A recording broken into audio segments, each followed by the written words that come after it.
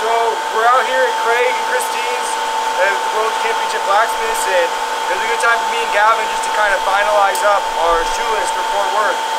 And one of the classes that we decided on is for the two-man. We're going to have you guys make a fuller. And you're going to have to use this fuller to then make a draft bar shoe. And you have to, this is the only fuller that's going to be allowed in the class. So, for as far as stock, we're going to give you guys 6 inches of 1 inch round. And this is A36, so it's pretty much mild steel, which we're going to get it hot enough in the end and quench it that it'll hold up for a shoe well as long as you treat it nice. But we wanted to kind of go over and put a little video together of how to do it and what tools you're going to need to do it. So you got your 1 inch stock. You're going to need some tongs, some bolt tongs or something. Get online, they don't have to be pretty or anything, but you're going to want some 1 inch tongs to hold on to the stock. You're going to need to get an eye punch of some sort.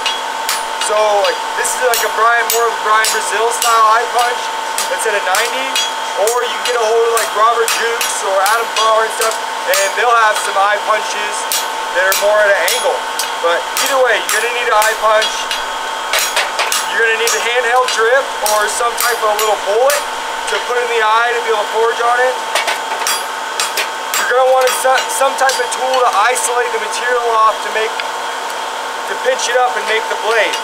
And so I use a top and bottom fuller. These are about a 1/2 inch radius.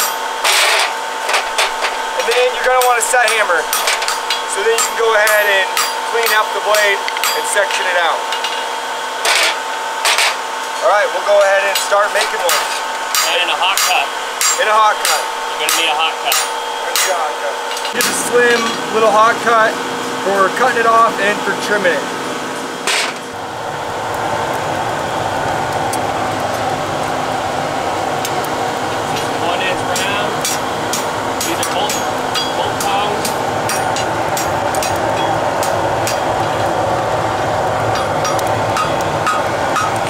Alright, first thing I'm going to do is I'm just going to round off the end and kind of make a heel.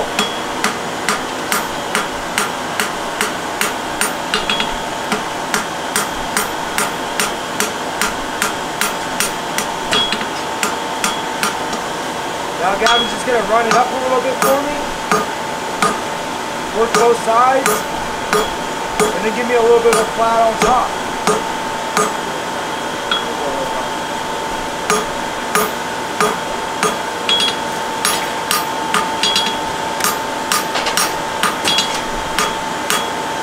So we got a nice round end, and we're kind of sectioned up. We got a little bit of a rectangle going.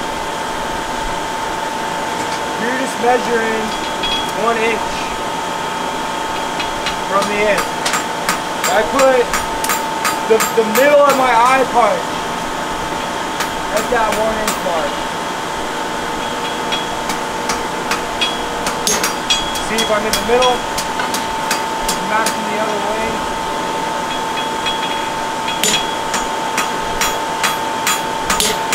There we go. Let's do one more to make sure we're there. That will get the heat on. Okay. So this is the end of step 1, the first heat. And basically after this we're just going to punch the eye, right?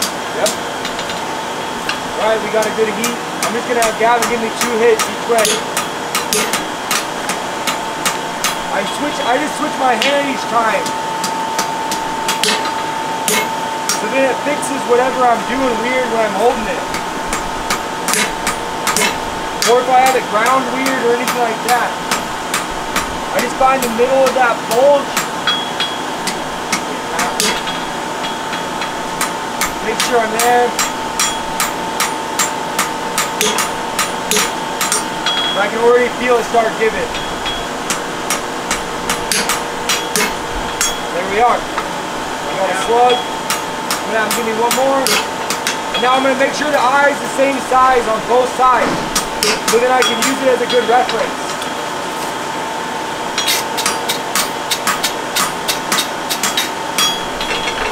There, we got an eye punch. And the eye's not too big right now, so we got room to forge around. Next heat, we'll go ahead and isolate the material out for the blade. Alright, so I just want to kind of line up almost on the edge of my eye there, and then get this tool right above that one. And I want to pick up on my hand. Everybody drops their arm, and then it kind of makes the blade crooked right away. And now's the time to make sure that those are actually on top of each other.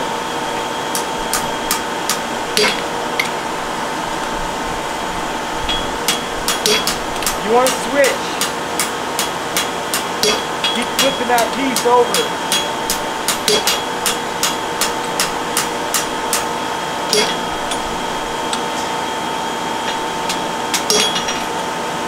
Alright, one more.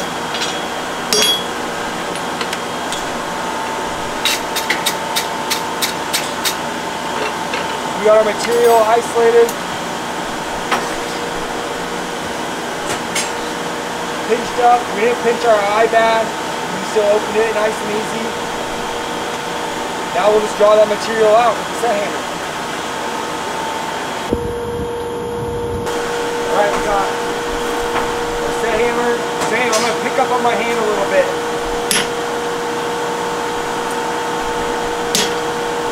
We're trying to draw it down in a taper.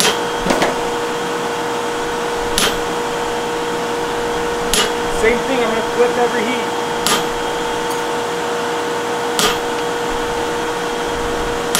Come down and hit it flat.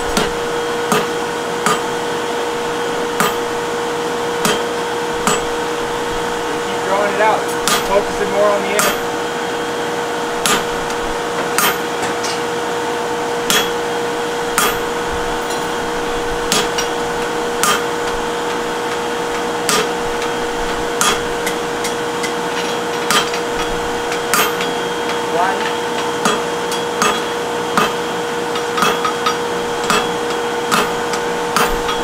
Get another heat in there, finish cleaning it up.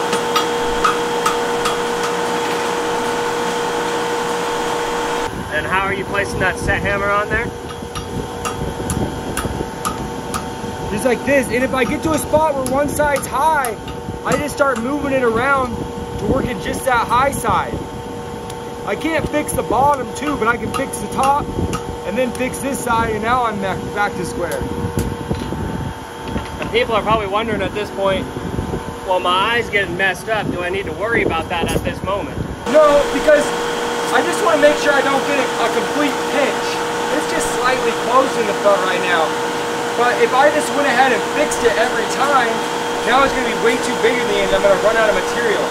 But if I just watch it, where I can just run through that eye, hopefully one, maybe two times in the end, then I'm going to be saving material in the long run. And time and efficiency.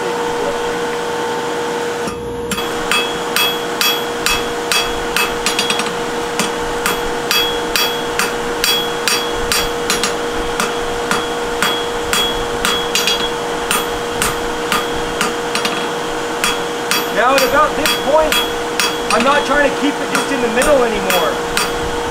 I'm starting to figure out, like, just looking down this, I'm going to make this the inside. So I'm going to put my bevel on the outside of this to make the holder. Because you kind of want the middle of the cutting blade, or the end of the cutting blade, in the middle of the eye. This side's closer to that than the other.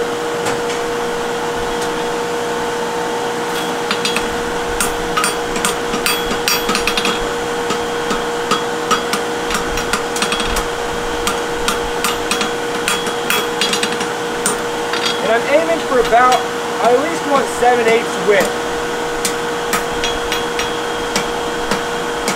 Right now I'm right about 7/8. Beauty. And that's for a draft forward.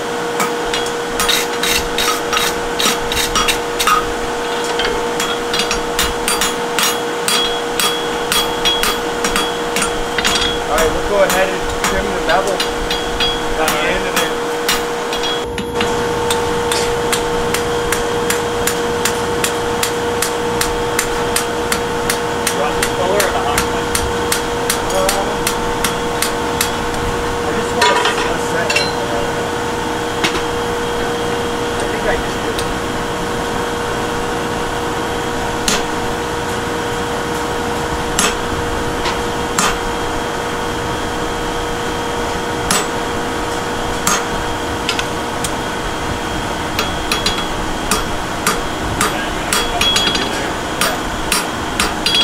it's 836, you can wrap on it. Yep. So I just wanted to make sure that I had this being my leading edge. That I had my leading edge going on the bottom, so I just gathered it up here. And that also lets me get material back into my corners. So now it'll be pretty, I don't want to leave it thick enough so I have a wide enough hole or a groove when I'm done. So now we'll go ahead and mark off the back. We'll do a 1/2 inch away from the eye and we'll start putting a cut around it.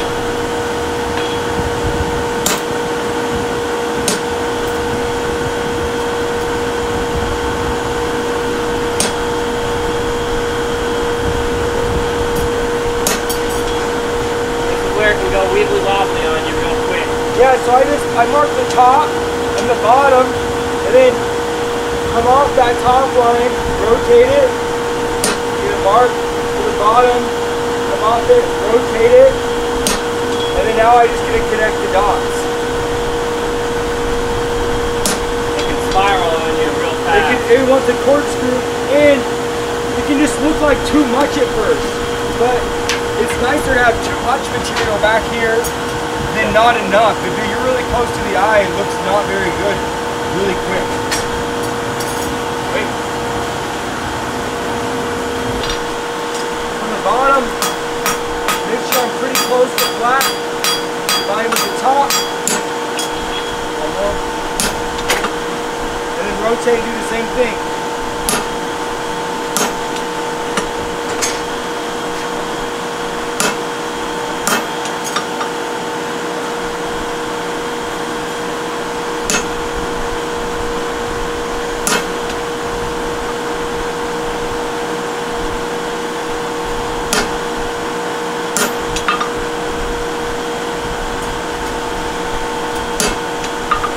Necking the back up so it's a smaller striking surface.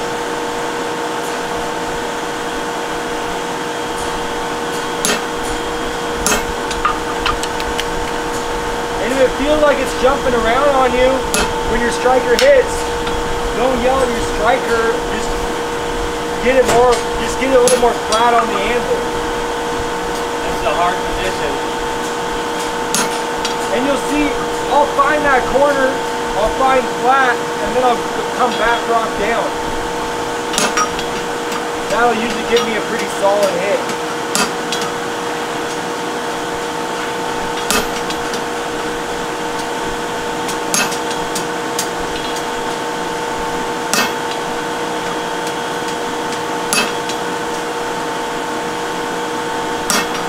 Now we got neck down.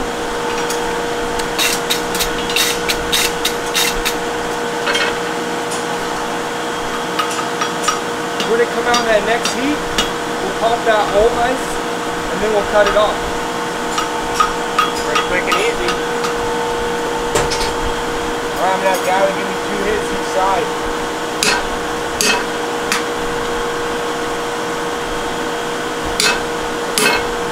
Now our eyes nice and open again. Let's go through and start cutting it off.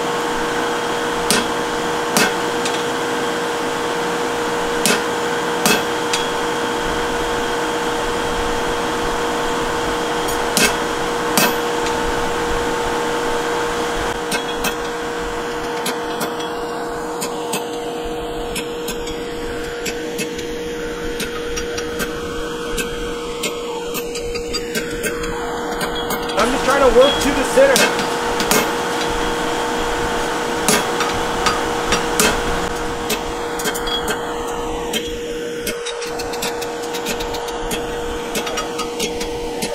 Spinning it. And we can both feel it start giving. Oh, there it goes.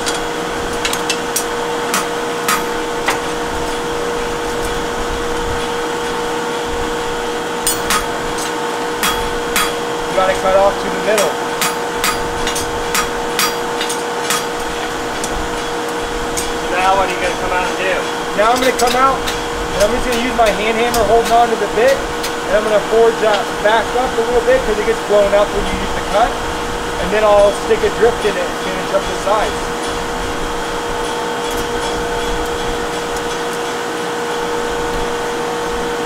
Alright, I want to forge on the bottom and the top the most, because those are the ones I can't get when the drift is in it.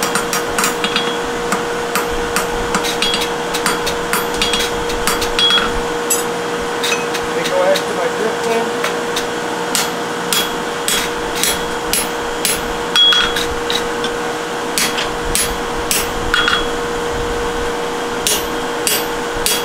I want to get it out the other side.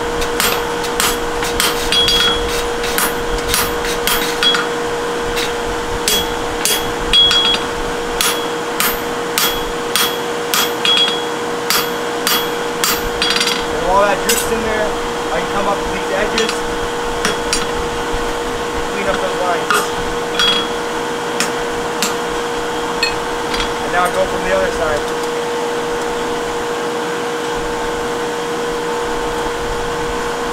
That side's nice, this side needs the whole way done.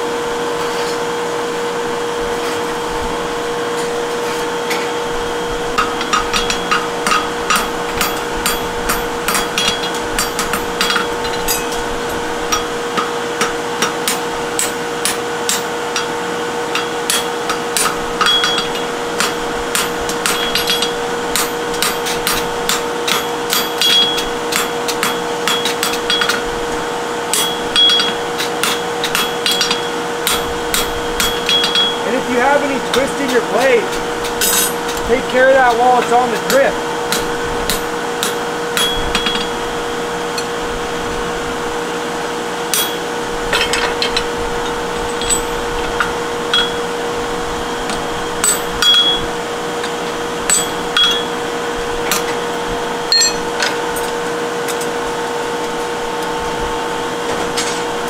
We got it pretty cleaned up.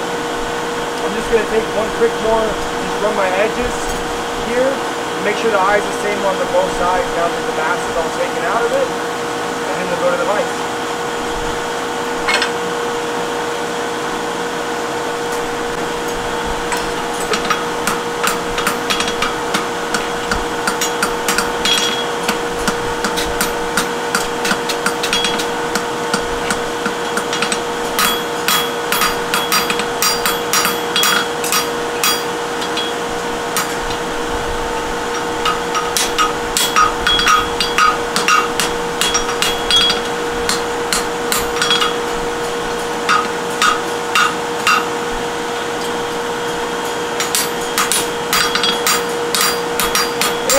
Everybody's going to have a different drift, right? So what we're going to do is just have you guys bring your own handle. That way you can already have your drift and your handle situated.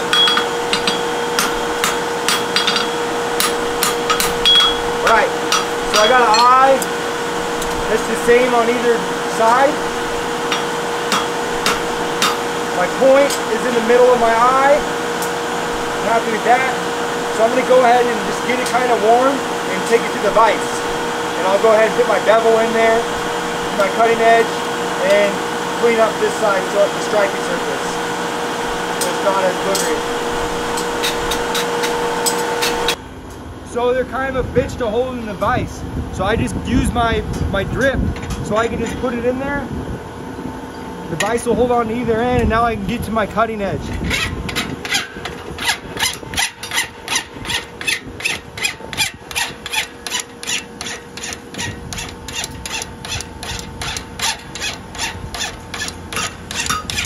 You just want to make sure you get all the way down there.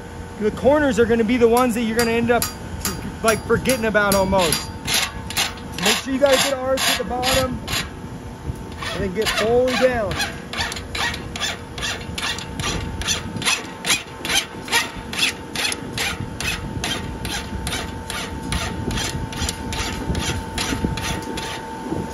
We got that side. I'm still, I just want a little bit better arch to it.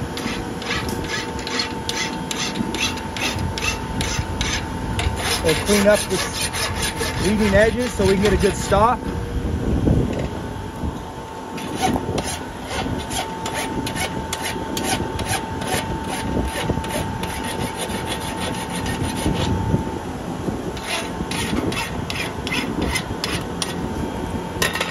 give it a flip.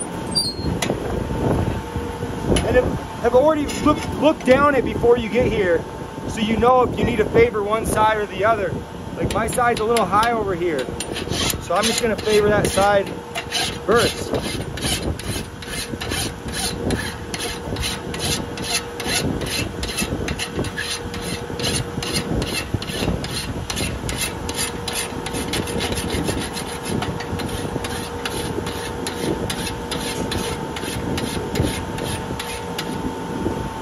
Clean up my tops and bottoms.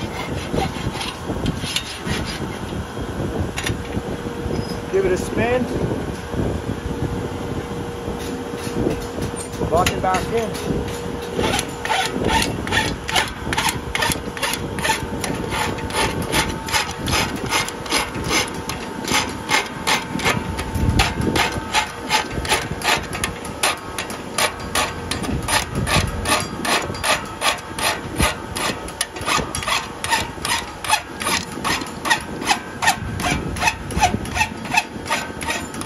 In this first go, you just want to get this thing usable. You're going to go ahead and pull your shoe, and then you're going to want to do another little cleanup to get the top all nice after you beat it up. Yeah, you got to remember, you got to use this fuller in the class to build the bar shoe. So you got to make that striking end friendly enough that a sledgehammer can hit it. Yeah, it still needs to work good. And so just give it kind of a rounder top, so then your striker is able to get onto it.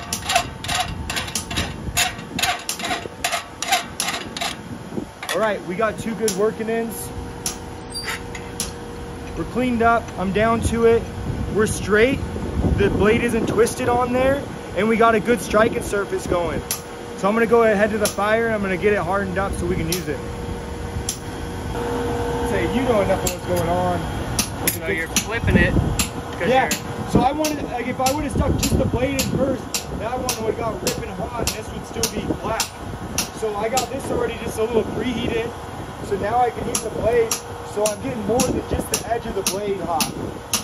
But also it will make it so the whole fuller will hold up a little bit better throughout it. It's 836, I'm not worried about it cracking.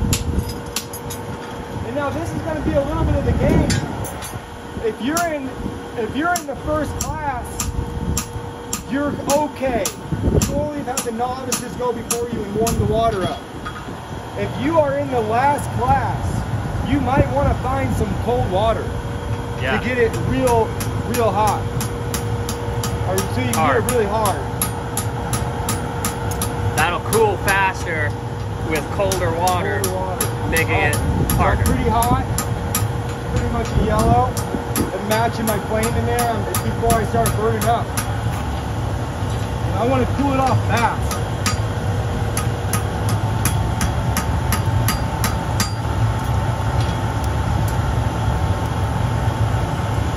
So you don't worry about brushing it or anything before you put it in the water? No, you ain't got time. It'll get too cold before you get there. So just go ahead and get it knocked out. And if you want to brush it after that, that's okay. You just got to keep remembering, it doesn't matter right now. You just got to get a usable fuller. Because at this same time, you're going to be making your shoe. So you're going to be sitting there, and there's going to be a time frame, possibly, where your shoe is held up and waiting for this fuller to be done. So you can get to work on putting the line in it. So there we are, we got a fuller. It's got a nice taper going to the back. It's got a little bit of a taper going from this end down. We got a straight blade, and we got the tip in the middle. Right now, finished dimensions. It's about 2 3/4 long.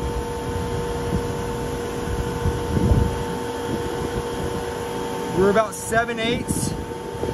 We're at full 7/8 down here at the cutting end, and it tapers to about 3/4. So you got an 1/8 inch taper going over the whole thing, and we got about a 3/4 by 1/2 inch eye in it.